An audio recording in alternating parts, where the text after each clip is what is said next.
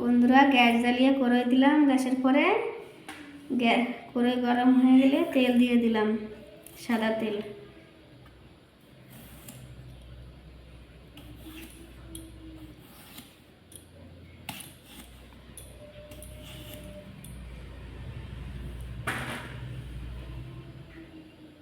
তারপর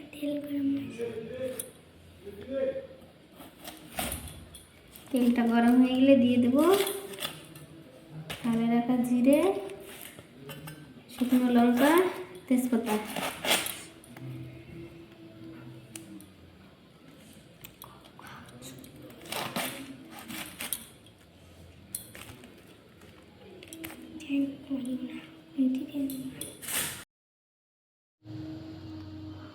এগুলো দিয়ে ভালো করে নাড়িয়ে চেড়ে ঘুটে নেব।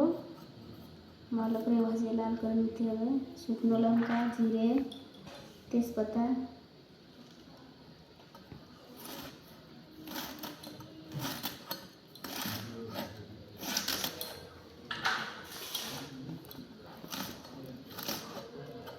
এবার আদা, রসুন, পেঁয়াজ পেস্ট করা দিয়ে দিলাম তেলের পরে।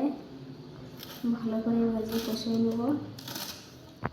আজকে রান্না চিকেন রান্না হবে। এভাবে চিকেন রান্না করে বাড়িতে রান্না করে খেয়ে দেখতে খুবই ভালো লাগবে।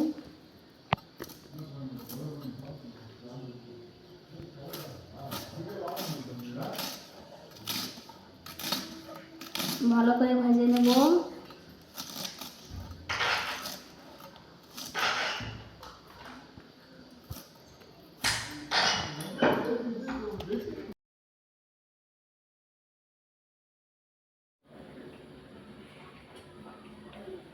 ভালো করে ভেজে নিয়ে এবার দিয়ে দিলাম হলুদের গুঁড়ি আর লঙ্কার গুঁড়ি আর গোলমরিচের গুঁড়ি মশলার ভিতরে দিয়ে এইভাবে ভালো করে ভেজে নিতে হবে। তাহলে মাংসের স্বাদটা আরও বাড়বে।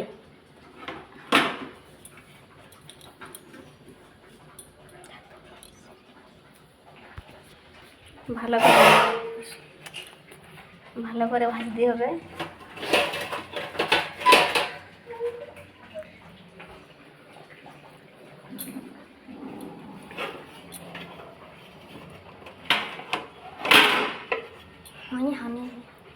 এবার দিয়ে দেবো লবণ।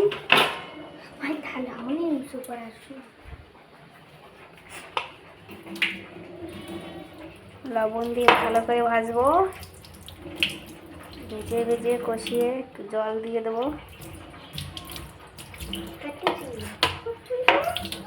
জলটা দিয়ে মশলাটা ভালো করে কষিয়ে নেব।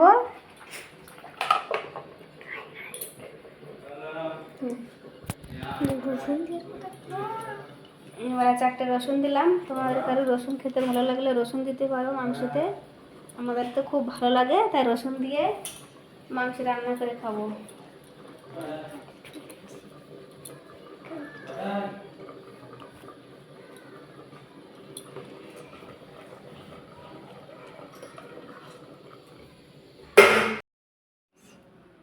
ভালো করে কষায় ভেজে নিলাম রসুন দিয়ে।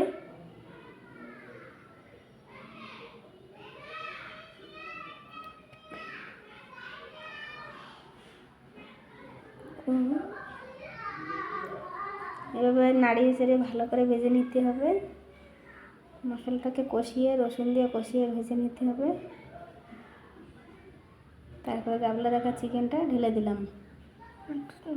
ঢেলে দিলে ভালো করে ভেজে টেজে নিয়ে কষিয়ে ভেজে জল দিতে হবে।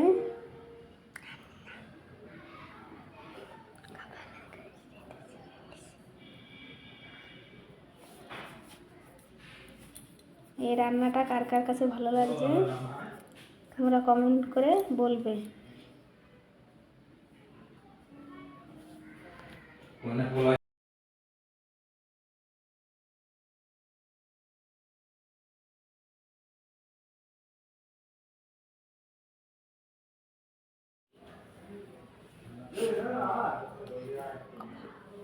মাংসটাকে ভালো করে ভেজে নিয়ে থাল দিয়ে ঢেকে ঢেকে নাড়িয়ে চাড়িয়ে ভাজিয়ে দিতে হবে। মাংসটাকে ভালো করে কষিয়ে জল ঢেলে দিতে হবে।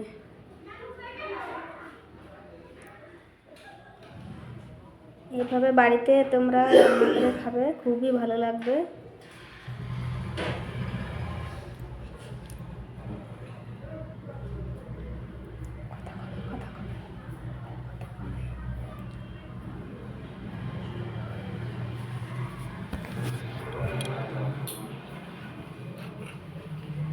ভালো করে ভাজতে হবে।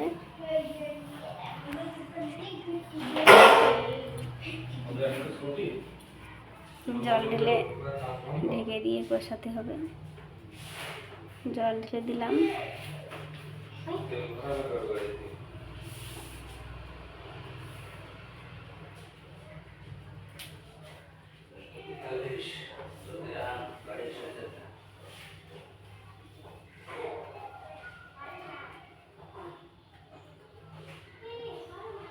দেখো মাংসতে কত সুন্দর কালার আসছে।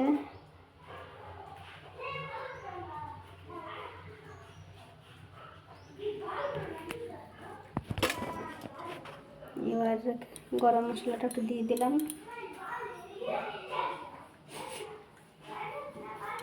গোলমরিচের গুঁড়া দিলাম। নামানোর আগে একটু গোলমরিচের গুঁড়া দিলে ভালোই স্বাদ হবে। এরপরে দিয়ে দেবো গরম মশলা।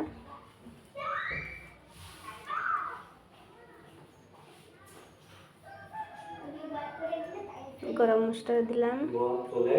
একটু মাংসতে জাল হলে পরে নামিয়ে ফেলবো।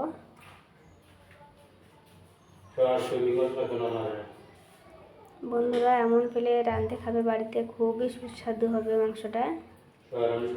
আর রান্নাটা দেখে কার কার ভালো লাগছে প্লিজ কমেন্ট করে বলবে।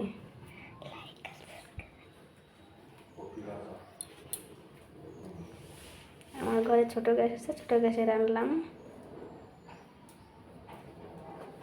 এবার মাংসটা কমপ্লিট হয়ে গেল, নিজে নামিয়ে রাখলাম বাটিতে। দেখো কত সুন্দর হয়েছে। Bye bye. হয়েছে?